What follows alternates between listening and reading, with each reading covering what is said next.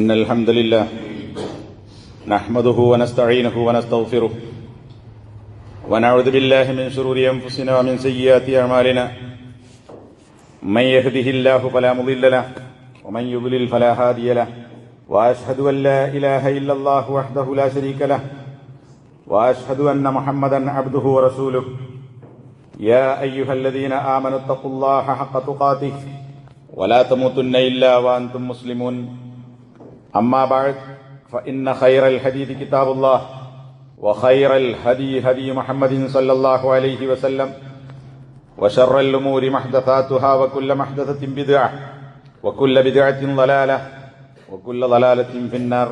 സഹോദരന്മാരെ, സത്യവിശ്വാസികൾ, കഴിഞ്ഞ ഖുതുബയിൽ മുസ്ലിങ്ങളായ ആളുകളുടെ ന്യൂനതകൾ മറച്ചുവെക്കേണ്ട വിഷയവുമായി ബന്ധപ്പെട്ട കാര്യങ്ങളാണ് നാം മനസ്സിലാക്കിയത്.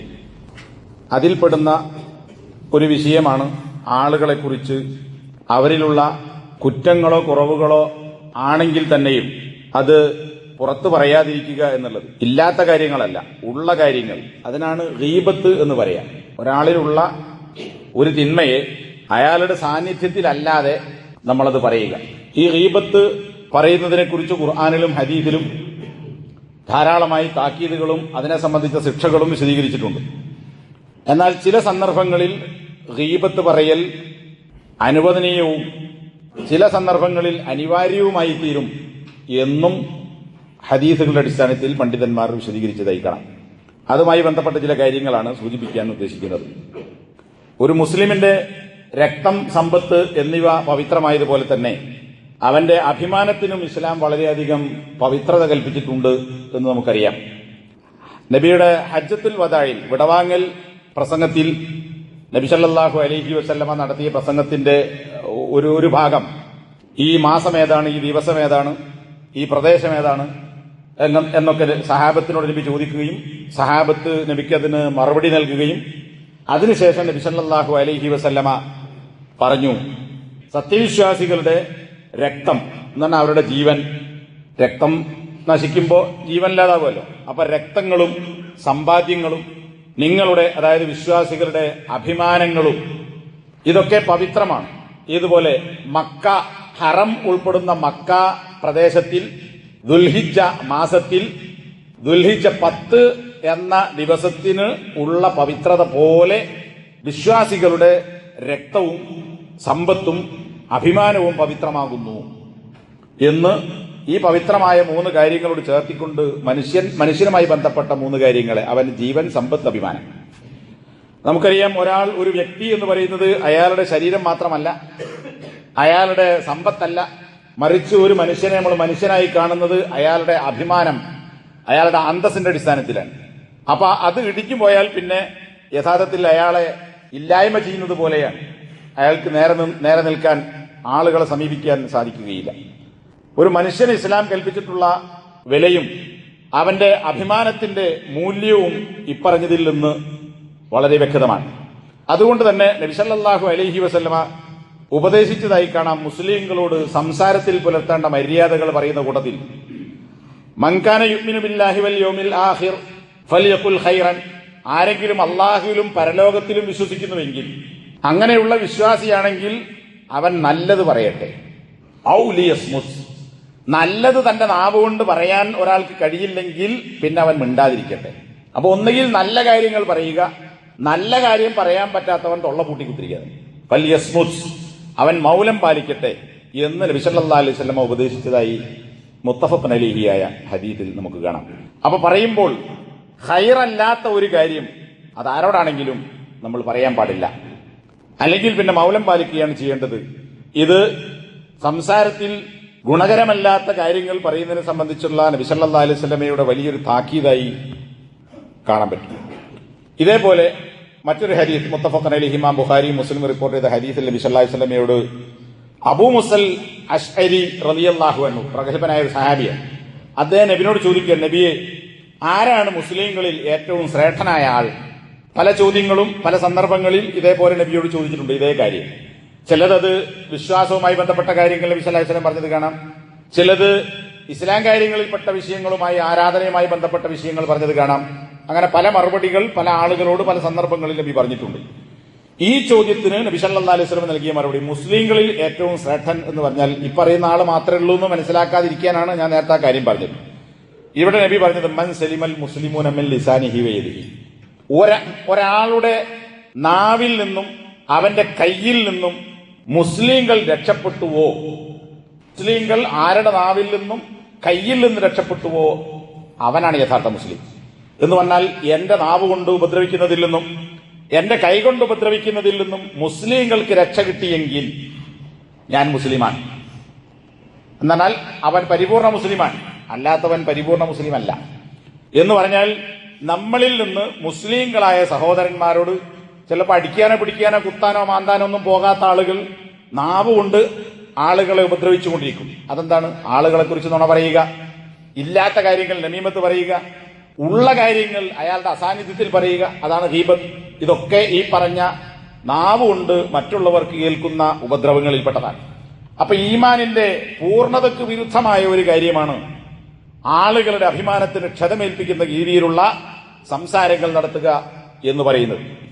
മറ്റൊരു ഹദീസ് ഇതൊക്കെ നമുക്കറിയുന്നതാണ്. നബി സല്ലല്ലാഹു അലൈഹി വസല്ലം പറഞ്ഞു, ആരാണ് എനിക്ക് അവന്റെ രണ്ട് താടിയെല്ലുകൾക്കിടയിലുള്ള വസ്തു കൊണ്ടും രണ്ട് തുടകൾക്കിടയിലുള്ള വസ്തു കൊണ്ടും ഉറപ്പ് നൽകാൻ സാധിക്കുന്നത്, അവന് ഞാൻ സ്വർഗം കൊണ്ട് ഗ്യാരണ്ടി കൊടുത്തിരിക്കുന്നു. രണ്ട് ഗ്യാരണ്ടി നബിക്ക് അങ്ങോട്ട് കൊടുക്കുക. ഒന്ന് നാവാണ്, താടിയെല്ലുകൾക്കിടയിൽ നിന്നാണ് നാവ്, കാൽത്തുടകൾക്കിടയിലുള്ളതല്ല അവന്റെ ലൈംഗികാവയവം. ഇത് രണ്ടും ഹറാമായ മാർഗത്തിൽ ഉപയോഗിക്കുകയില്ല എന്ന് ഒരാൾ ഉറപ്പ് നൽകുന്നുവെങ്കിൽ, ഗ്യാരണ്ടി നൽകുന്നുവെങ്കിൽ, അൽമൻ ലഹുൽ ജന്ന, അവന് സ്വർഗമുണ്ടെന്ന് ഞാനിതാ ഗ്യാരണ്ടി കൊടുക്കുന്നു. അപ്പൊ സ്വർഗം കിട്ടാൻ രണ്ട് ഗ്യാരണ്ടിയാണ് മനുഷ്യരോട് നബി ചോദിച്ചത്. നാവ് മര്യാദക്ക് ഉപയോഗിക്കണം എന്ന് പറഞ്ഞാൽ നാവ് കൊണ്ട് ആളുകളെ ഉപദ്രവിക്കാൻ പാടില്ല, അതുപോലെ തന്നെ ലൈംഗികമായ തെറ്റായ കാര്യങ്ങൾ ചെയ്യാൻ പാടില്ല. അപ്പോ സ്വർഗത്തിന്റെ ഗ്യാരണ്ടിക്ക് പറഞ്ഞ രണ്ടിൽ ഒരു കാര്യം ഇതാണ്, അതും ഗൗരവം ബോധ്യപ്പെടുത്തുന്നതാണ്. മറ്റൊരു ഹദീസിൽ ഇമാം ബുഖാരി ഉദ്ധരിച്ച ഹദീസ് കാണാൻ നബി സല്ലല്ലാഹു അലൈഹി വസല്ലം പറഞ്ഞു, ഒരു അടിമ ഒരു വാക്ക്, കെലിമ എന്നതാണ് ഹദീസിൽ ഉപയോഗിച്ചത്. കെലിമ എന്ന് പറഞ്ഞാൽ അറബിയിൽ പദം എന്നതിന് ഉപയോഗിക്കും, വാചകം എന്നർത്ഥത്തിൽ ഉപയോഗിക്കും, രണ്ടിനും ഉപയോഗിക്കുന്നതാണ്.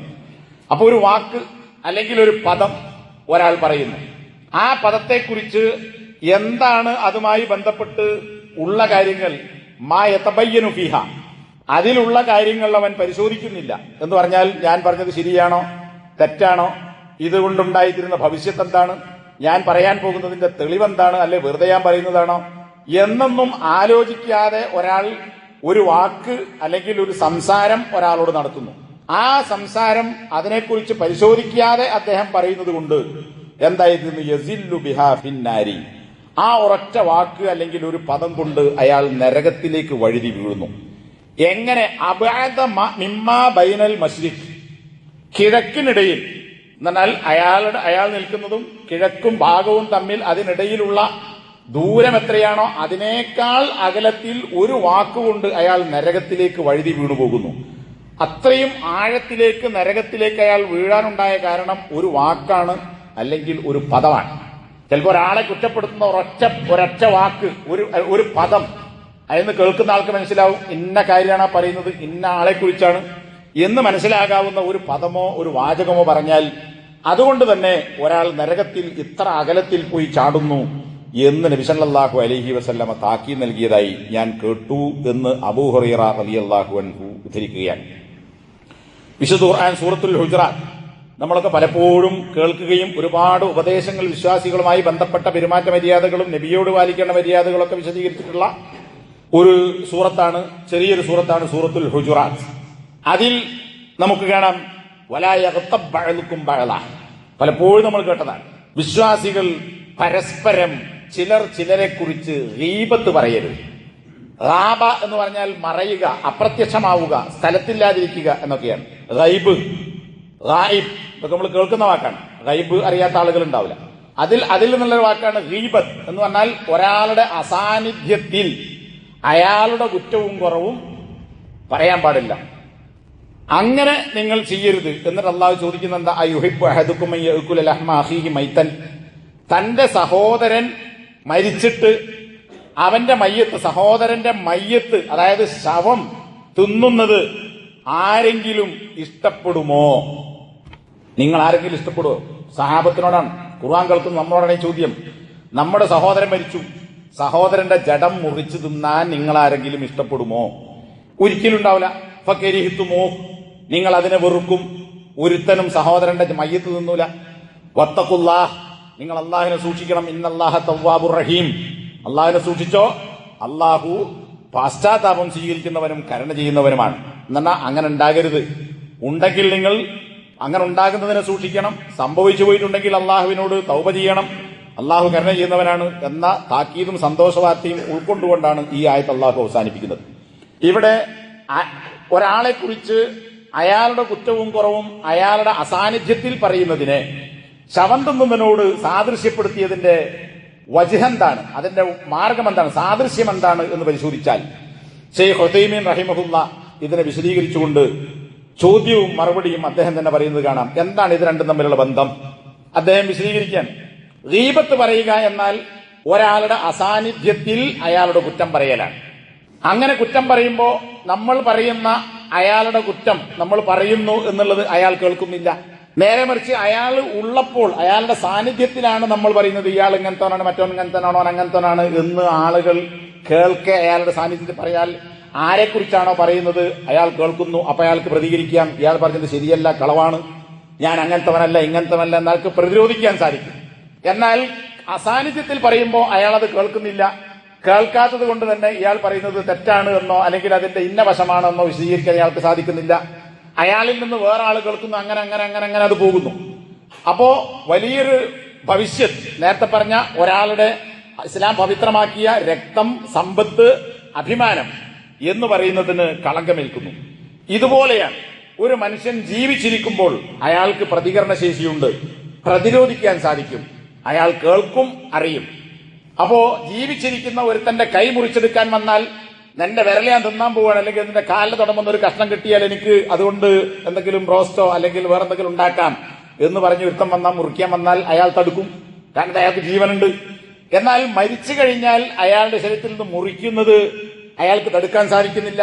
ഇവൻ വരുന്നത് എന്നെ മുറിക്കാനാണ്, എന്നെ കൊണ്ടുപോയി തിന്നാനാണ് എന്ന് അയാൾക്ക് അറിയുന്നില്ല, കാരണം അയാൾ മരിച്ചെടുക്കുകയാണ്. അപ്പൊ അയാൾക്ക് പ്രതിരോധിക്കാൻ സാധിക്കുന്നില്ല. ഈ മരിച്ചു കിടക്കുന്ന ആളുടെ ശരീരം തിന്നുകയോ മുറിക്കുകയോ പരിക്കേൽക്കുകയോ ചെയ്യുന്നത് അയാൾ അറിയാതെ അയാൾക്ക് പ്രതിരോധിക്കാൻ കഴിയാത്ത അവസ്ഥയിലായതുപോലെയാണ് മറ്റൊരാളുടെ അസാന്നിധ്യത്തിൽ അയാളെക്കുറിച്ച് വാക്കിലൂടെ നാവ് കൊണ്ട് നമ്മൾ ഉപദ്രവിക്കുന്നത്. ഇതാണ് ഇതിന്റെ സാദൃശ്യം. അപ്പോ അതുകൊണ്ടാണ് ഖുർആൻ അതിനെക്കുറിച്ച് പറഞ്ഞത്. എന്നിട്ട് അദ്ദേഹം പറയാൻ, ഒരാളുടെ സാന്നിധ്യത്തിൽ ഒരാളെ നമ്മൾ കുറ്റം പറയുന്നുവെങ്കിൽ അത് അയാളെ അധിക്ഷേപിക്കലാണ്, അയാളെ ചീത്ത പറയലാണ്, ശകാരിക്കലാണ്. അസാന്നിധ്യത്തിൽ പറയുന്നുവെങ്കിൽ അത് ഉള്ളതാണെങ്കിൽ തന്നെ അതിനാണ് ഗീബത്ത് എന്ന് പറയുക. ഇല്ലാത്തത് പറഞ്ഞാലോ, ഒരാൾ കേൾക്കാതെ ഇല്ലാത്തത് പറയാൻ അത് നമീമത്ത് എന്നും പറയും.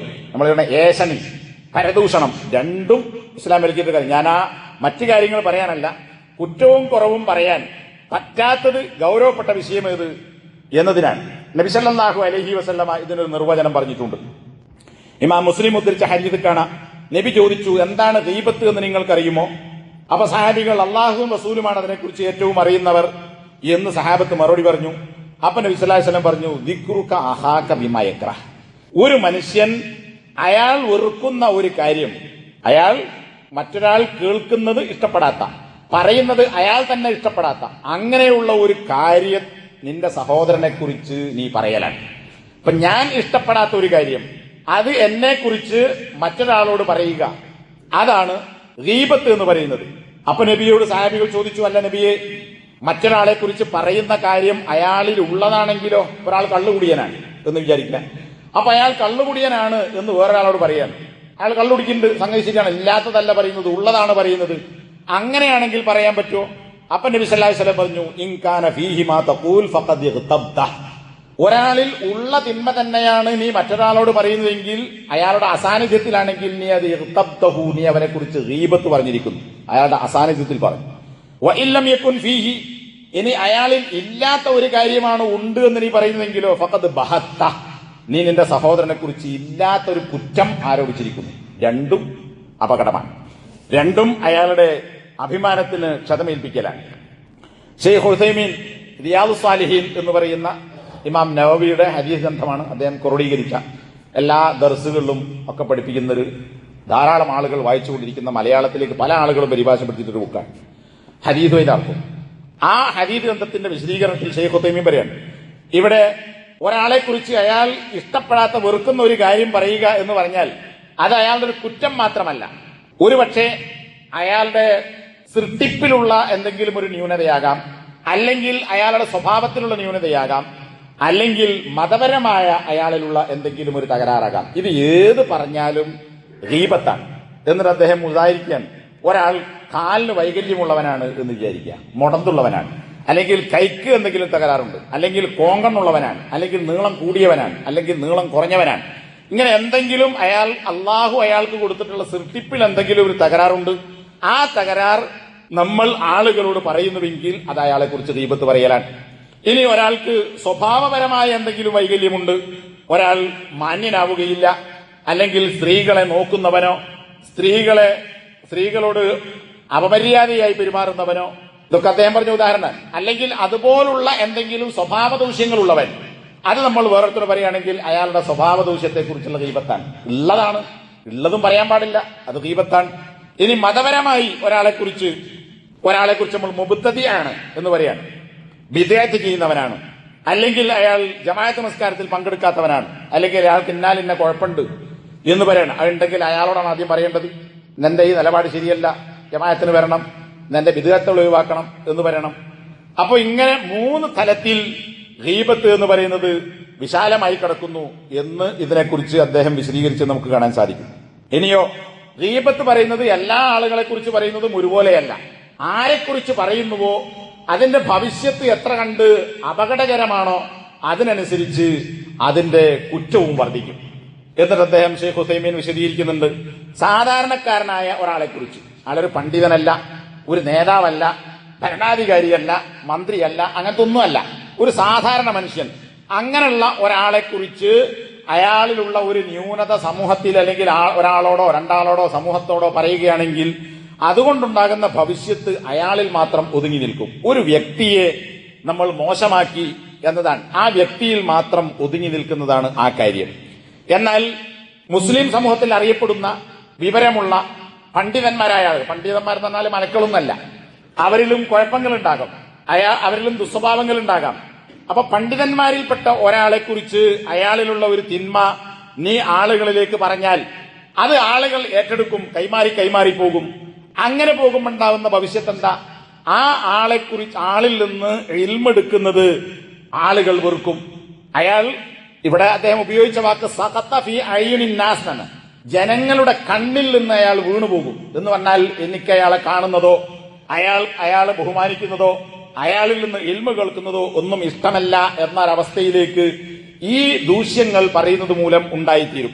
അപ്പൊ ഒരു വ്യക്തിയെക്കുറിച്ച് പറയുന്നതിനേക്കാൾ അപ്പുറത്താണ് ഈ പറയുന്ന കാര്യം. ഉള്ളതാണെങ്കിൽ പറയാൻ പറ്റുമല്ലോ, അത് വേറെ പിന്നെ വിശദീകരിക്കുന്നുണ്ട്.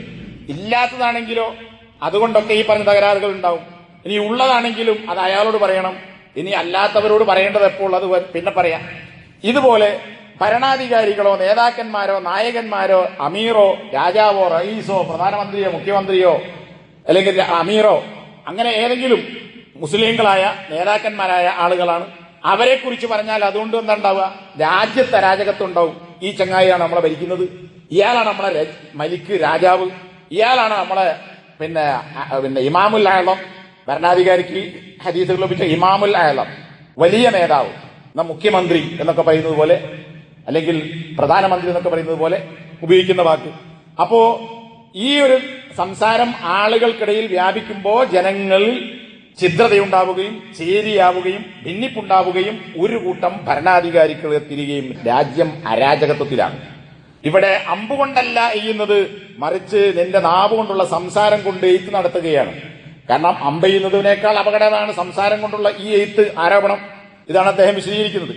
അപ്പൊ ഇങ്ങനെയുള്ള ആളുകളെ കുറിച്ച് പറയുമ്പോൾ സാധാരണ ഒരാളുടെ സ്ഥിതി അവസ്ഥ, അയാളുടെ സ്ഥാനവും പദവിയും അയാൾക്ക് ജനങ്ങളിലെ സ്വാധീനവും എന്താണോ അങ്ങനെയുള്ള ആളുകളെ കുറിച്ച് പറയുമ്പോൾ അതിനനുസരിച്ച് അതിന്റെ അപകടം വർദ്ധിക്കുന്നു, അതനുസരിച്ച് ശിക്ഷയും വർദ്ധിക്കുന്നു. ഇനി നബി സല്ലല്ലാഹു അലൈഹി വസല്ലമയുടെ ജീവിതത്തിൽ തന്നെ തന്റെ കുടുംബത്തിലുണ്ടായ ചില സംഭവങ്ങൾ നമുക്ക് കാണാം. അബൂദാവൂദിലെ ഹദീസ് ഇതൊക്കെ നമ്മൾ കേട്ടതാണ്. നബി സല്ലല്ലാഹു അലൈഹി വസല്ലമയുടെ ഭാര്യ സഫിയ റളിയല്ലാഹു അൻഹയെ സംബന്ധിച്ച് നബിയുടെ മറ്റൊരു ഭാര്യയായ ആയിഷ റളിയല്ലാഹു അൻഹ പറയാൻ, ഹസ്ബുക മിൻ സഫിയ്യത കദാ വ കദാ, സഫിയയിൽ നിന്ന് നബിയെ നിങ്ങൾക്ക് ഇന്നാലിന്ന ഇത് മതി, ഇന്നന്ന കാര്യങ്ങൾ മതി എന്ന് പറഞ്ഞാൽ ഇത് മതി നിങ്ങൾക്ക് ഒരു പോരായ്മയായി എന്ന നിലക്കാണ് പറയുന്നത്. എന്ത് എന്ന് പറഞ്ഞിട്ടില്ല. അപ്പൊ നബി സല്ലല്ലാഹു അലൈഹി വസല്ലം തിരിച്ചു ചോദിച്ചു, ഗൈറു മുസദ്ദദ്, അതായത് അവൾ നീളം കുറഞ്ഞവൾ കുള്ളത്തിയാണ് എന്നാണോ ആയിഷ നീ പറഞ്ഞത് കൊണ്ട് ഉദ്ദേശിക്കുന്നത്? അതല്ലേ?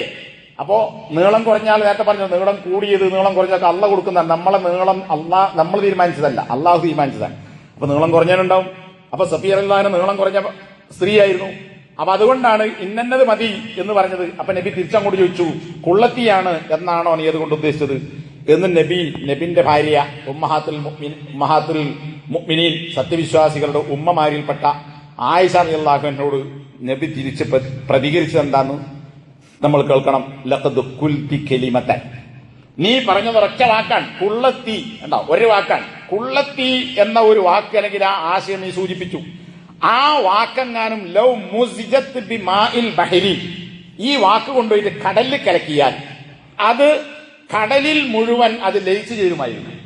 ഈ ഒരു വാക്കിന്റെ വിഷം അല്ലെങ്കിൽ അതിന്റെ ആപത്ത് കടലിൽ കിടക്കുന്ന എത്ര വെള്ളമുണ്ടോ ആ വെള്ളത്തിൽ ഒന്നായി ലയിച്ചു ചേരാൻ മാത്രം ഗുരുതരമായ ഒരു വാക്കാണ് നീ ഇതിലൂടെ നടത്തിയിട്ടുള്ളത് എന്ന് നബി സല്ലല്ലാഹു അലൈഹി വസല്ലമ ആയിഷ റളിയല്ലാഹു അൻഹയെ താക്കീത് ചെയ്തു. അപ്പൊ നോക്കൂ എത്ര ഗൗരവതരമാണ് ഈ പ്രയോഗം എന്നുള്ളത്. കാരണം നീളം കുറയെന്നുള്ളൊരു കുറ്റമയ്യാത്തതുകൊണ്ട് സ്വഭാവപരമായ തകരാറ്, പിന്നെ ഖിൽഖി സൃഷ്ടിപ്പിലുള്ള തകരാറ്. ഇതിപ്പോ സ്വഭാവപരമായ കുറ്റമല്ല, മതപരമായ കുറ്റമല്ല. അള്ള കൊടുത്ത സൃഷ്ടിപ്പിൽ നീളം കുറഞ്ഞു എന്നാൽ സാധാരണയിൽ കുറഞ്ഞ നീളം കുറഞ്ഞു എന്നതാണ് ഒരു കുറ്റമായി പറഞ്ഞത്. അപ്പോൾ ഇവിടെ ഇതിൽ നിന്ന് ഗീബത്ത് കേൾക്കാൻ പാടില്ലെന്നും അത് പറയുന്നവരെ വിലക്കണമെന്നും പ്രതികരിക്കണമെന്നും ഇതൊക്കെ ഈ ഹദീസിൽ നിന്ന് മനസ്സിലാക്കാൻ പണ്ഡിതന്മാർ അങ്ങനെ തന്നെ ഇതിന് ഹെഡിങ് കൊടുത്തുകയാണ്. നബിയെ ഉണ്ടാകുന്നില്ല. ഗൗരവത്തിൽ തന്റെ പ്രിയപ്പെട്ട ആയിഷ റളിയല്ലാഹു അൻഹയോട് അതിനെക്കുറിച്ച് താക്കീത് നൽകി. മറ്റൊരു സംഭവം, ഒരു സഹാബി ഇത്ബാൻ എന്ന് പറയുന്ന സഹാബി വീട്ടിൽ അദ്ദേഹത്തിന് പള്ളിയിലേക്ക് പോകാനൊക്കെ ചില പ്രയാസങ്ങളും വെള്ളവും പ്രയാസങ്ങളൊക്കെ ഉണ്ടായപ്പോൾ വീട്ടിൽ ഒരു റൂം ഉണ്ടാക്കുകയും ആ റൂം നമസ്കാര സ്ഥലമായി സ്വീകരിക്കാൻ വേണ്ടി അവിടെ വന്ന് നമസ്കരിക്കാൻ നബിയെ ക്ഷണിക്കുകയും ചെയ്തു. ഇന്നും ഇപ്പൊ മദീന പള്ളിയിൽ നിന്ന് നേരെ ഖുബാ പള്ളിയിലേക്ക് പോകാനുള്ള ഒരു നടപ്പാതയുണ്ട്. പിന്നെ ഈ ബാറ്ററിന്റെ വണ്ടി ഇതാണ്, ആ വണ്ടിയിലും പോകാം നടന്നും പോകാം. ആ പോകുന്ന വഴിക്ക് മസ്ജിദുൽ ജുമാ, നബി ആദ്യം ജുമാ നടത്തിയ മദീനത്തെ പള്ളിന്റെ തൊട്ട് മുമ്പായിട്ട് അവിടെ ഒരു പള്ളി കാണാം. അതിന് കുറച്ച് ആ റോഡിൽ നിന്ന് മാറിയിട്ട് ആളുകൾ പോയി കാണാറുണ്ട്. ഇന്നിപ്പോ അതൊക്കെ ഭൂമിയുടെ അടിയിൽ നിന്ന് മാന്തിയെടുത്ത് സൗദി ഗവൺമെന്റ് അത് ആളുകൾ കാണാൻ വേണ്ടി തയ്യാറാക്കിയിരുന്നു. ഈ പറയുന്ന ഇത്ബാൻ റളിയല്ലാഹു അൻഹുവിന്റെ പള്ളിയെ നമസ്കരിക്കാനായി ഒരു നേരം വെളുത്ത് കുറച്ച് കഴിഞ്ഞപ്പോൾ ഒരു ളുഹ സമയമായപ്പോൾ നബി സല്ലല്ലാഹു അലൈഹി വസല്ലമയും അബൂ സിദ്ദീഖും ഒക്കെ കൂടി പള്ളി ചെന്നു. എന്താണ് അവിടെ നമസ്കരിക്കാനാണ്, അല്ലാതെ ജമാഅത്ത് നിസ്കാരമല്ല. അങ്ങനെ അവിടെ ചെന്ന് നബി എത്തുന്നതിന്റെ മുമ്പ് തന്നെ ചുറ്റുവട്ടത്തുള്ള കോളനിയിലുള്ള ചില ആളുകൾ ആ വീട്ടിൽ ഒരുമിച്ച് കൂടിയിട്ടുണ്ട്. അവരിങ്ങനെ സംസാരിച്ചുകൊണ്ടിരിക്കുമ്പോ ഒരാൾ ചോദിച്ചു, എവിടെ പോയി നമ്മുടെ മാലിക് ബിൻ ദുഹ്സുൻ എന്ന് പറയുന്ന ആളവിടെ പോയി എന്ന് ചോദിച്ചു ഒരാൾ. അപ്പോ നമ്മൾ കാണേണ്ട ആളെ കാണാൻ ചോദിക്കില്ല, അയാളോട് പോയി അങ്ങനെ ചോദ്യം. അപ്പൊ വേറെ കുറച്ച് ആൾക്കാർ പറഞ്ഞു, ഒരാൾ പറഞ്ഞു അവൻ അള്ളാഹുവിനെയും റസൂലിനെയും ഇഷ്ടപ്പെടാത്ത മുനാഫിഖാണ് എന്ന് ഈ വരാത്ത ആളെ കുറിച്ച് വേറൊരാൾ മറുപടി പറഞ്ഞു. ഇത് കേട്ട നബി സല്ലല്ലാഹു അലൈഹി വസല്ലം പറഞ്ഞു, ലാ തഖുൽ ലഹു ദാലിക്, ഇയാൾ മുനാഫിഖാണോ? മുനാഫിഖ് എന്ന് പറഞ്ഞാൽ തന്നെ ഉള്ളിലുള്ള സംഭവമാണ്, പുറത്ത് കാണാൻ പറ്റൂല, ചിലപ്പോൾ മനസ്സിലാവും. അത് നബിക്ക് അള്ളാഹു പഠിപ്പിച്ചിട്ടുണ്ട്. നബി ഹുദൈഫ എന്ന് പറയുന്ന സഹാബിക്ക് ആളുകളുടെ പേരുകൾ പഠിപ്പിച്ചിട്ടുണ്ട്, പക്ഷെ ആരോട് പുറത്ത് പറഞ്ഞിട്ടില്ല. ഇതൊക്കെ നമ്മുടെ ഹദീസുകളിൽ കാണും. അപ്പോൾ ഇയാൾ മുനാഫിഖാണെന്ന് എങ്ങനെ മനസ്സിലാവും? അപ്പൊ നബി പറയാൻ, നിങ്ങൾ അയാളെ കുറിച്ച് അങ്ങനെ പറയാൻ പാടില്ല. നിങ്ങൾ കാണുന്നുണ്ടോ, നിങ്ങൾ എന്ത് അഭിപ്രായപ്പെടുന്നു? ലാ ഇലാഹ ഇല്ലല്ലാഹ് എന്ന് പറഞ്ഞ ഒരാൾ യുരീദു ബിദാലിക വജ്ഹല്ലാഹ്, അള്ളാഹുവിന്റെ വജ്ഹ് ഉദ്ദേശിച്ചുകൊണ്ട് ഇത് പറഞ്ഞ ഒരാളെ കുറിച്ച് നിങ്ങൾ എന്താണ് ഈ പറയുന്നത്? അപ്പൊ അവര് പറഞ്ഞു, അല്ലാഹു റസൂലുഹു അഅലം, അള്ളാഹും റസൂലുമാണ് ഏറ്റവും അറിയുക. എന്നിട്ട് പിന്നെ മുനാഫിക്കുകളെ കുറിച്ചുള്ള ചില ഉപദേശങ്ങളും കാര്യങ്ങളും ഒക്കെ നബി സല്ലല്ലാഹു അലൈഹി വസല്ലമയുടെ ആ ഉപദേശത്തിൽ മുഖത്ത് ഞങ്ങൾക്ക് കാണാൻ പറ്റി എന്ന് പറഞ്ഞിട്ട് നബി സല്ലല്ലാഹു അലൈഹി വസല്ലം പറയാൻ, ഇന്നല്ലാഹ ഖദ് ഹറമ അലന്നാരി മൻ ഖാല ലാ ഇലാഹ ഇല്ലല്ലാഹ് യബ്തഗി ബിദാലിക വജ്ഹല്ലാഹ്, അപ്പൊ മുനാഫിഖാണെന്ന് ഈ കൂടിയ ആളുകളിൽ ചിലർ അഭിപ്രായപ്പെട്ട ആളെ കുറിച്ച് നബി പറയുന്നത് അള്ളാഹുവിന്റെ വജുഹുദ്ദേശിച്ച് ലാ ഇലാഹ ഇല്ലല്ലാഹ് പറഞ്ഞവന്റെ മേൽ അള്ളാഹു നരകം ഹറാമാക്കിയിട്ടുണ്ട് എന്നാൽ അവൻ നരകത്തിൽ പോവില്ല, അവൻ ലാ ഇലാഹ ഇല്ലല്ലാഹ് അള്ളാഹുവിന്റെ വജുഹുദ്ദേശിച്ച് പറഞ്ഞ ആളാണ് എന്ന് നബി അവിടെ വെച്ച് ഉപദേശിച്ചു. ഇത് ഇമാം മുസ്ലിം റിവായത്ത് ചെയ്ത ഹദീസാണ്. അപ്പൊ നോക്കുന്നത് ആരാ പറയണത്? സഹാബികൾ. അപ്പൊ സാധാരണഗതി ഞാൻ പറഞ്ഞ മനുഷ്യന്മാരെ തന്നെ സഹാബികളും മനുഷ്യന്മാരാണ്, മലക്കളല്ല. തെറ്റ് സംഭവിക്കാം. ഒരു പക്ഷേ എന്തെങ്കിലും ചില അടയാളങ്ങളോ കാര്യങ്ങളോ പെരുമാറ്റമോ മനസ്സിലാക്കിയിട്ടാകാം ഇയാൾ മുനാഫിക്കാണ്, അതുകൊണ്ടാണ് ഇങ്ങോട്ട് വരാത്തത്. പക്ഷെ നബി അവിടെ വെച്ചത് തിരുത്തി, അതിനെ സംബന്ധിച്ച് താക്കീത് നൽകി. ഇനി ദുനിയാവിൽ തന്നെ ഇത്തരം ശിക്ഷകൾ ആളുകൾക്ക് ഉണ്ടാകാം എന്നതും നബി സല്ലല്ലാഹു അലൈഹി വസല്ലം ഹദീസ് നബി ഒരിക്കൽ ഉറക്കങ്ങനെ വിളിച്ചു പറഞ്ഞു. അത് വീട്ടിനുള്ളിൽ ഒതുങ്ങിക്കൂടുന്ന പുറത്തിറങ്ങാത്ത കല്യാണപ്രായമെത്തിയ സ്ത്രീകൾ പോലും, അതായത് വീട്ടിന്റെ ഉള്ളിലേക്ക് കേൾക്കുന്ന തരത്തിലാണ് നബി സല്ലല്ലാഹു അലൈഹി വസല്ലം വിളിച്ചു പറഞ്ഞത്. എന്താ വിളിച്ചു പറഞ്ഞത്? നാവ് കൊണ്ട് വിശ്വസിക്കുകയും വിശ്വാസം ഹൃദയത്തിലേക്ക് കടന്നു കയറുകയും ചെയ്തിട്ടില്ലാത്ത സമൂഹമേ. തൊള്ളോണ്ട് മുസ്ലിമാന്ന് പറഞ്ഞിട്ടുണ്ട്, ഈമാൻ ഹൃദയത്തിലേക്ക് വന്നിട്ടില്ല, എന്നാണ് അവിടെ വിശ്വാസിയാണ്. അങ്ങനെയുള്ള ആളുകളെ ലാ തഗ്താബുൽ മുസ്ലിമീൻ, നിങ്ങൾ മുസ്ലിമുകളെ കുറിച്ച് ഗീബത്ത് പറയരുത്. വലാ തത്തബിഉ ഔറാത്തിഹിം, കഴിഞ്ഞ ഖുത്ബയിൽ നമ്മൾ പറഞ്ഞ വാചകമാണിത്. നിങ്ങൾ മുസ്ലിങ്ങളുടെ ന്യൂനതകളെ പിന്തുടർന്ന് തേടിപ്പോകരുത്. അതിന്റെ ഭവിഷ്യത്ത് എന്താ? കഴിഞ്ഞ ഖുത്ബയിൽ പറഞ്ഞതാണ്, ഇവിടെ ആവർത്തിക്കുന്നില്ല, ഈ ഹദീസിന്റെ അവസാനത്തിൽ പറയുന്നത്. അപ്പൊ എന്താ? നാവ് കൊണ്ട് വിശ്വസിക്കുകയും ഹൃദയത്തിൽ ഈമാനില്ലാത്ത ആളുകളെ നിങ്ങൾ ഗീബത്ത് പറയരുത്. അപ്പൊ അത് കപട വിശ്വാസത്തിന്റെ സ്വഭാവം കൂടിയാണ് എന്ന് ഇതിൽ നിന്ന് മനസ്സിലാക്കാൻ സാധിക്കും. ഇനി പരലോകത്തുണ്ടാകുന്ന ശിക്ഷയെ സംബന്ധിച്ച് നബി സല്ലല്ലാഹു അലൈഹി വസല്ലം ഹദീസുകളിൽ നമുക്ക് കാണാം. നബി സല്ലല്ലാഹു അലൈഹി വസല്ലം പറയാൻ, ഞാൻ ആകാശലോകത്തേക്ക് കയറിപ്പോയി, അവിടെ ഒരു കൂട്ടം ആളുകളെ കണ്ടു. അവർക്ക് പിച്ചള കൊണ്ടുള്ള നഖങ്ങളുണ്ട്. സാധാരണ ഈ നഖമല്ല, പിച്ചള കൊണ്ട് കൊടുത്ത നഖം. ആ നഖം കൊണ്ട് അവർ തന്നെ അവരുടെ മുഖങ്ങൾ, അതുപോലെ തന്നെ അവരുടെ നെഞ്ചൊക്കെ ഇങ്ങനെ മാന്തിക്കീറിക്കൊണ്ടാണ്, ഇങ്ങനെ മാന്തിക്കീറുക, നെഞ്ചും മുഖവും. അപ്പൊ ജിബ്രീലിനോട് നബി സല്ലല്ലാഹു അലൈഹി വസല്ലം ചോദിച്ചു, ആരാണ് നബി ഈ കൂട്ടർ? അപ്പൊ ജിബ്രീലിന്റെ മറുപടി, ഹാഉലാഇ അല്ലദീന യഅകുലൂന ലുഹൂമൻ നാസ് വയഖഊന ഫീ അറാളിഹിം. നമ്മൾ പറയുന്ന അതേ പ്രയോഗം, ഇറച്ചി തിന്നുന്നവരായിരുന്നു, ജനങ്ങളുടെ മാംസം തിന്നുന്ന ആളുകളാണിവർ. അതുപോലെ തന്നെ ജനങ്ങളുടെ അഭിമാനത്തിൽ പോയി ചാടുന്നവരും, എന്നാൽ അവരുടെ അഭിമാനത്തിന് ക്ഷതമേൽപ്പിക്കുന്ന രീതിയിൽ സംസാരിക്കുന്നവരും മാംസം തിന്നുന്നവരാകുന്നു ഈ സ്വന്തം മാന്തി കീറിക്കൊണ്ടിരിക്കുന്നവർ. കാരണം എന്താ? ദുനിയാവിൽ ഇവിടെ വരുത്ത പണി എന്താ? മറ്റവനെ മാന്തി കീറുക, ഓന്റെ കുറ്റവും കുറവാക്ക് പറഞ്ഞുള്ള ഇല്ലാത്തത് പറഞ്ഞ് ഇങ്ങനെ മാന്തി കീറുകയാണ്. അങ്ങനെ ആളുകളെ മാന്തി കീറി വഷളാക്കിയ സമൂഹത്തിൽ അതിന്റെ അതേ ശിക്ഷ പരലോകത്ത് അവർ സ്വയം മാന്തി കീറിക്കൊണ്ടിരിക്കുന്നു. കണ്ടോ? ദുനിയാവിൽ കുറ്റം പറഞ്ഞ ഞങ്ങളാണ് യഥാർത്ഥ കുറ്റക്കാർ എന്നിട്ട് അവരെ തന്നെ മാന്തി കീറുക. കണ്ടാൽ മനസ്സിലാവും ഇയാൾ ദുനിയാവിൽ ഗീബത്ത് പറഞ്ഞ ആളാണ്, ആളുകളെ കുറ്റം പറഞ്ഞവനാണ്, അഭിമാനത്തിന് ക്ഷതമേൽപ്പിച്ചവനാണ്. ഇതൊക്കെ ഹദീസിലൂടെ പരലോകത്തുണ്ടാകുന്ന അവസ്ഥയെക്കുറിച്ചും വിശദീകരിക്കപ്പെട്ടിട്ടുണ്ട്. മറ്റൊരു ഹദീസിൽ, ഒരു ദുർബലമായ ഹദീസാണ്, തെറ്റാണെന്ന് മനസ്സിലാക്കാൻ വേണ്ടി മാത്രം ഉദ്ധരിക്കുകയാണ്. വ്യഭിചാരത്തെക്കാൾ കടുത്തതാണ് ഗീബത്ത് എന്ന് നബി പറഞ്ഞുവെന്നും, അപ്പൊ സഹാബത്ത് എന്തുകൊണ്ടാണ് അങ്ങനെയെന്ന് ചോദിച്ചപ്പോ നബി സല്ലല്ലാഹു അലൈഹി വസല്ലം പറഞ്ഞു അത്രേ, വ്യഭിചരിച്ചവൻ പശ്ചാത്തപിക്കും, അള്ളാഹു പുറത്തു കൊടുക്കും.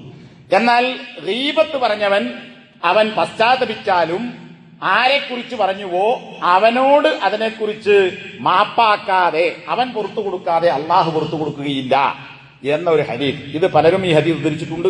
എന്നാൽ ഈ ഹദീസ് ദുർബലമാണ് എന്ന് ഹദീസ് നിരൂപകന്മാർ വിശദീകരിച്ചതായി നമുക്ക് കാണാൻ പറ്റും. ഇനി ഇതുവരെ ഇപ്പൊ പാടില്ല എന്ന് പറഞ്ഞാൽ ആരുടെയും കുറ്റവും കുറവുകളും പറയാൻ പാടില്ല, അതിന്റെ ശിക്ഷയാണ് ഇതുവരെ പറഞ്ഞത്. ഇനി കുറ്റവും കുറവും പറയൽ അനുവദനീയമാകുന്ന രംഗങ്ങളുമുണ്ട്. എന്നാൽ ഗീബത്ത് പറയാൻ പാടില്ല, ഗീബത്ത് പറയാം, ഇതിന്റെ വകയല്ല.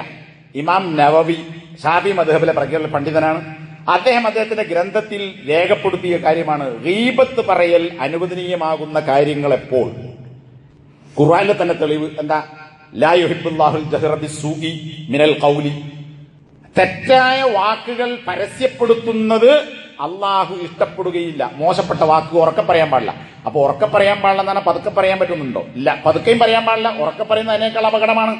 എന്നാൽ ആർക്ക് പറയാം? ഇല്ലാമൻ ദുലിമ, ആക്രമിക്കപ്പെട്ട ഒരാൾക്ക് മോശപ്പെട്ട വാക്ക് പരസ്യപ്പെടുത്തി പറയാം. വക്കാന അല്ലാഹു സമീഅൻ അലീമ, അള്ളാഹു കേൾക്കുന്നവനും അറിയുന്നവനുമാകുന്നു. അപ്പൊ ഈ ആയത്തിൽ എന്താ പറഞ്ഞത്? മോശമായ വാക്ക് പറയാൻ പാടില്ല, എന്നാൽ പറയാം എപ്പോൾ? ഒരാൾ മർദ്ദിതനാണെങ്കിൽ. മർദ്ദിതന് തനിക്കേറ്റ മർദ്ദനം എന്താണ് എന്ന് ആളുകളോട് പരാതിപ്പെടാം. അപ്പൊ ഒരാളുടെ സമ്പത്ത് മോഷ്ടിക്കപ്പെട്ടു, അല്ലെങ്കിൽ ഒരാൾ മറ്റെന്തെങ്കിലും നിലക്ക് ദ്രോഹിക്കപ്പെട്ടു, ഒരാളുടെ അവകാശം കവർന്നെടുക്കപ്പെട്ടു, ഇതൊക്കെ മർദ്ദനമാണ്. അപ്പൊ ഈ ഇന്നാലിന്ന ദ്രോഹം ഇന്നാളിൽ സംഭവിച്ചിട്ടുണ്ട് എന്ന് നാട്ടുകൂടെ പറഞ്ഞെടുക്കല്ല, പറയേണ്ട ആളോട് പറയാം, ഉത്തരവാദപ്പെട്ടവരോട് പറയാം, കാദിയോട് പറയാം, കോടതിയിൽ പറയാം. ഇതൊക്കെ ചെയ്യാം. അതുപോലെ തന്നെ ഒരാൾ നമ്മോട് ഗുണകാംക്ഷ തേടിയാൽ ഇതിലൊരു അഭിപ്രായം പറയണം. ഞാനൊരാളായിട്ട് കച്ചവടം നടത്താൻ പോവാണ്, അല്ലെങ്കിൽ ഷെയറായിട്ട് ഒരു ഏർപ്പാട് തുടങ്ങാൻ പോവാണ്, അല്ലെങ്കിൽ കല്യാണം നടത്താൻ പോവാണ് എന്നൊക്കെ നമ്മോട് ചോദിച്ചാൽ മിണ്ടാതക്കരുത്. അയാൾ സാമ്പത്തിക വിശുദ്ധിയുള്ളവനല്ല, അതുകൊണ്ട് അയാളുമായി ഇടപാട് നടത്തരുത് എന്ന് പറയാം. ഇതുള്ളതാണെങ്കിൽ പ്രചരിപ്പിക്കാനല്ല, മറ്റൊന്ന് രക്ഷപ്പെടുത്താൻ. അത് ഗീബത്തല്ല, അത് പറയൽ അനുവദനീയമായതാണ്.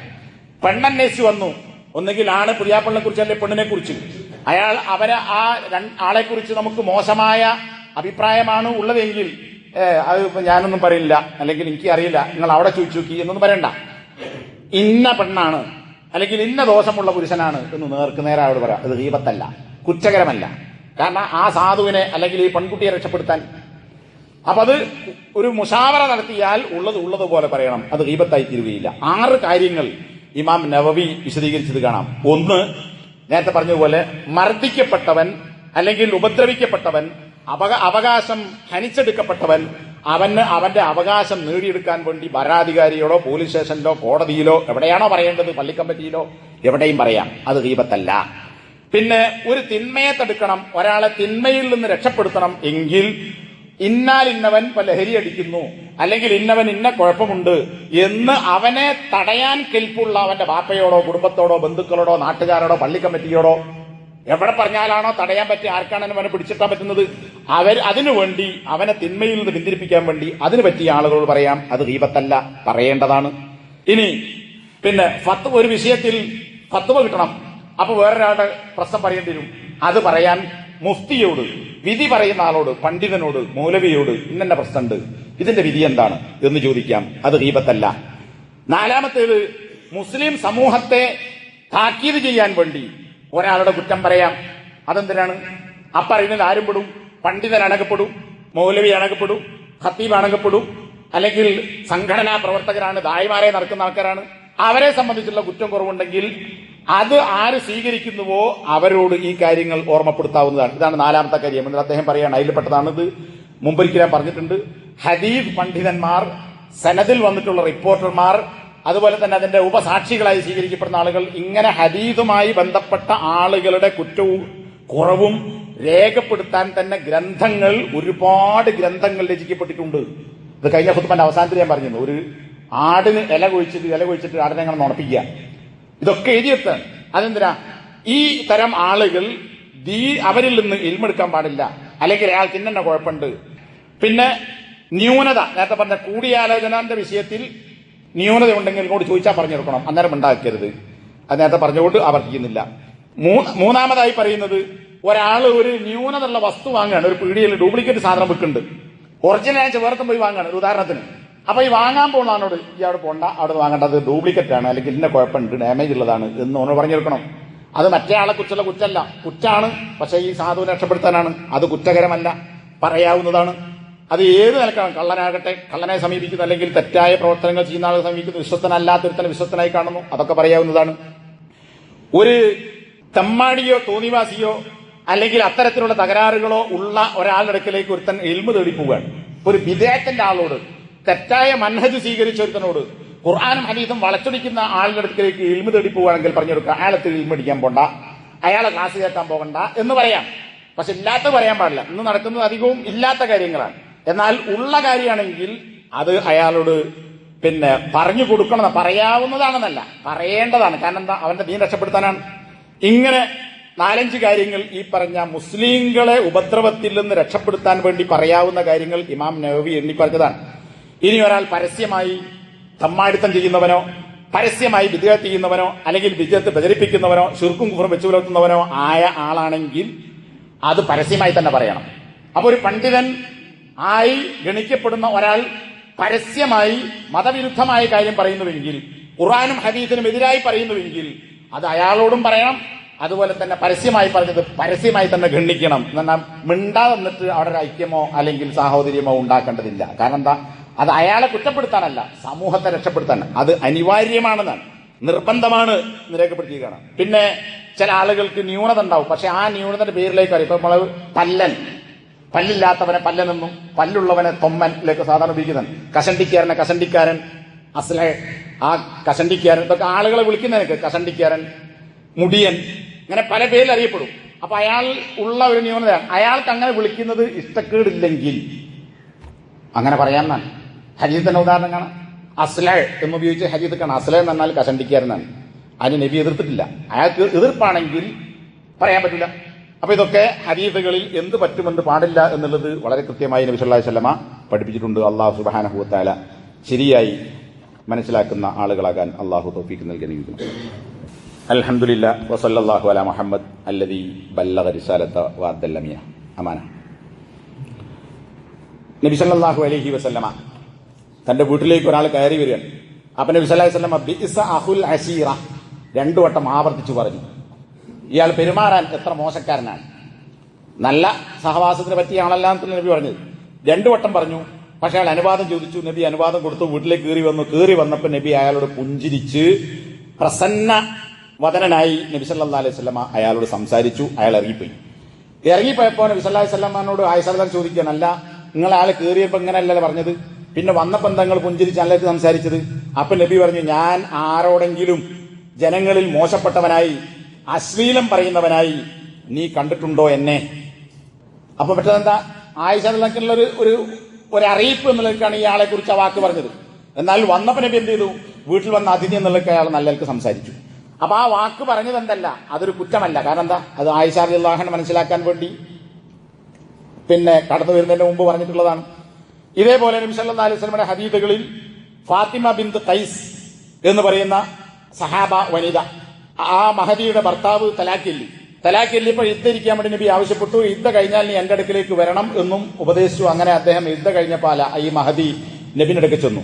എന്നിട്ട് പറഞ്ഞു, എന്നെ 2 ആളുകൾ വിവാഹം അന്വേഷിച്ചിട്ടുണ്ട്. ഒന്ന് മുആവിയത്ത് ബിൻ അബീ സുഫിയാനാണ്, മറ്റൊന്ന് അബുൽ ജഹ്ം എന്ന് പറയുന്ന ആളാണ്. അപ്പൊ നബി സല്ലല്ലാഹു അലൈഹി വസല്ലം ഈ 2 ആളുകളുടെയും, സമയമില്ലാത്തതുകൊണ്ട് അത് വിശദീകരിക്കുന്നില്ല, ആ 2 ആളുകളുടെയും 2 തകരാറുകൾ. ഒരാൾ തോളിന് വടി ഇറക്കി വെക്കാത്ത ആളാണ്, മറ്റേ ആള് പാപ്പറാണ്, ദരിദ്രനാണ്, പൈസ ഇല്ലാത്തവനാണ് എന്ന് മുആവിയെ കുറിച്ചും മറ്റേ ആളെ കുറിച്ചും എപ്പോഴും വടി തോളുണ്ടാവും എന്നാണ് അടി കിട്ടുന്നർത്ഥം. ഇത് പറഞ്ഞെടുത്തു. എന്നിട്ട് അവരെ നീ കല്യാണം കഴിക്കേണ്ടതില്ല എന്ന് പറഞ്ഞു. നേരത്തെ പറഞ്ഞ ഉദാഹരണമാണ്. അങ്ങനെ ന്യൂനം നിനക്ക് പറയാം. എന്നിട്ട് ഉസാമയെ കല്യാണം കഴിച്ചോ എന്ന് പറഞ്ഞു. ഉസാമനെ ഫാത്തിമ ബിന്ത് ഖൈസിന് ഇഷ്ടപ്പെട്ടില്ല. കാരണം എന്താ, അദ്ദേഹം അടിമയുടെ മകനായി ജീവിച്ച അടിമയാണ്. പക്ഷേ നബി വീണ്ടും പറഞ്ഞു, അങ്ങനെ ഈ മഹദി തയ്യാറായി ഉസാമയെ കല്യാണം കഴിച്ചു. എന്നിട്ട് പറയാൻ, അങ്ങനെ എനിക്ക് ഒരുപാട് ഖൈറുണ്ടായി ഉസാമയിലും, വഖ്തബ്തു, ഞാൻ അങ്ങേയറ്റം സന്തോഷിച്ചു. അപ്പൊ അവിടെ എന്താ, കല്യാണം അന്വേഷിച്ച 2 ആളുകൾ, 2 സഹാബികളാണ്. 2 സഹാബികളെ കുറിച്ച് കുറ്റം പറയുന്നതാരെ നബിയാണ്. ആരോട്? വിവാഹം അന്വേഷിക്കപ്പെട്ട പെണ്ണിനോട്. ഓൽക്കിന് തന്നെ തകരാറുണ്ട്. അപ്പോ അത് പറയാവുന്നതാണ് എന്നതിൽ നിന്ന് മനസ്സിലാക്കാൻ സാധിക്കും. അതുപോലെ തന്നെ സൂറത്തുൽ മുനാഫിഖിലൊക്കെ പറയപ്പെടുന്ന ചില വിഷയങ്ങൾ, അബൂ സുഫിയാനെ കുറിച്ച്, മുആവിയയുടെ ബാപ്പ അബൂ സുഫിയാനെ കുറിച്ച്, അബൂ സുഫിയാന്റെ ഭാര്യ ഹിന്ദ് വന്നൊരു പരാതി അറിയാൻ, അബൂ സുഫിയാന്റെ പുതിയാപ്പള റജുലുൻ ഷഹീഖുൻ, പിശുക്കനാണ്. എന്നാൽ ചെലവിന് പൈസയില്ല, മര്യാദയ്ക്ക് പൈസ ഒരേ ചെലവാക്കലാണ്, പിശുക്കനാകുന്നു എന്ന് ഭർത്താവിനെ കുറിച്ച് നബിയോടൊന്ന് പരാതി പറഞ്ഞു. അപ്പോൾ ഭർത്താവിന്റെ പൈസ സ്വകാര്യമായി പുതിയാപ്പള അറിയാതെ എനിക്ക് എടുക്കാൻ പറ്റുമോ എന്നാണ് ചോദ്യം. നബി സല്ലല്ലാഹു അലൈഹി വസല്ലം മറുപടി പറഞ്ഞു, നിനക്കും നിന്റെ മക്കൾക്കും ആവശ്യമായത്, ആവശ്യത്തിനുള്ളത്, മര്യാദക്കുള്ളത് നീ അതിൽ നിന്ന് എടുത്തോ. പുതിയാപ്പള അറിയാതെ പുതിയാപ്പളന്റെ പൈസ എടുക്കാം. എന്തിന്? മക്കളെ പോറ്റാൻ, പെണ്ണിന് ചെലവിന്. അപ്പൊ ഇവിടെ എന്താ വിഷയം? എടുക്കണ വിഷയത്തെ കുറിച്ച് നമ്മൾ പറയുന്നത്. പുതിയാപ്പളയെ കുറിച്ച് ഭാര്യ നബിനോട് പരാതി പറഞ്ഞു. ഗീബത്താണോ? അല്ല, കിട്ടേണ്ട അവകാശം കിട്ടാനാണ്. അപ്പോ ഈ കാര്യങ്ങളും വേർതിരിച്ച് മനസ്സിലാക്കുക. അനുവദനീയമായതും അല്ലാത്തതുമുണ്ട്. പ്രത്യേകിച്ച് മതരംഗത്തും മതപ്രബോധന രംഗത്തും തെറ്റായ നിലപാടുകൾ സ്വീകരിക്കുകയോ അല്ലെങ്കിൽ ആളുകൾ തെറ്റിലേക്ക് പോകുന്ന നിലപാടുകൾ സ്വീകരിക്കുകയോ ചെയ്യുന്നവരുണ്ടെങ്കിൽ മിണ്ടാതൊക്കെയല്ല, പറയേണ്ടത് ബാധ്യതയാണ്. കാരണം സമൂഹത്തെ രക്ഷപ്പെടുത്താനാണ്. ഇപ്പൊ പല ആളുകളും ചോദിക്കും, നിങ്ങൾ പ്രസംഗിച്ചാൽ അല്ലെങ്കിൽ മുജാഹിദീങ്ങളെ കുറിച്ച് പറയുമ്പോൾ നിങ്ങൾക്ക് കുറ്റം പറയാനേ ഒഴിവുള്ളൂ. ഇവിടുത്തെ മുസ്ലിങ്ങളൊക്കെ ശിർക്ക് ചെയ്യുന്നുണ്ട്, അല്ലെങ്കിൽ വിദേഹത്തിന്റെ പണ്ടേ മുജാഹിദ് പ്രസ്ഥാനത്തെ കുറിച്ചും സലഫികളെ കുറിച്ച് പറയുന്നതാണ്. അപ്പൊ നിങ്ങൾക്ക് കുറ്റം പറയുക മാത്രമാണ് പണിയുന്നത്. കുറ്റം പറയല് എന്തുകൊണ്ടുണ്ടായി? ഇന്ന ആളുകൾക്ക്, ഇന്ന കക്ഷികൾക്ക്, ഇന്ന വിഭാഗത്തിന് ഇന്ന കുഴപ്പമുണ്ട് എന്ന് പറയുന്നത് എന്തിനാണ്? ഓലെ അപമാനിക്കാനല്ല, മറിച്ച് നിങ്ങൾ അങ്ങോട്ട് പോകരുത്, നിങ്ങളുടെ ദീൻ ശരിയാകണം. ഇവിടെ കഷ്ടപ്പെട്ടാലും പരലോകത്ത് കഷ്ടപ്പെടാൻ പാടില്ല. അതുകൊണ്ട് നേരായ വിശ്വാസം സ്വീകരിക്കുക. ഇവർക്ക് ഇന്ന കുഴപ്പമുണ്ട്, ഇത് പറയൽ ബാധ്യതയാണെന്നാണ്. ഇത് പറയുന്ന ചില ആൾക്കാർക്കൊന്നും ഇഷ്ടപ്പെടില്ല. ആ പറയും, മൂപ്പരെ ക്ലാസ് കേൾക്കണ്ട, മൂപ്പരെ വേല കേൾക്കണ്ടല്ലേ, മുജാഹിദീങ്ങളെ പ്രസംഗം കേൾക്കണ്ട, അവർക്ക് ഇത് തന്നെ പണിയും പറയും. അത് ദീന്റെ ഭാഗമാണ് എന്ന് മനസ്സിലാക്കാനാണ് അതുകൊണ്ട് ഞാൻ ആവർത്തിച്ചത്. അല്ലാഹു സുബ്ഹാനഹു വ തആല നാളെ പരലോകത്ത് ചെയ്യുന്ന നന്മകൾ അതിന്റെ യഥാർത്ഥ ഫലത്തോടുകൂടി ആസ്വദിക്കാനും അനുഭവിക്കാനും കഴിയുന്ന വിശ്വാസികളിൽ അല്ലാഹു സുബ്ഹാനഹു വ തആല നമ്മളെ എല്ലാവരും ഉൾപ്പെടുത്തി അനുഗ്രഹിക്കും.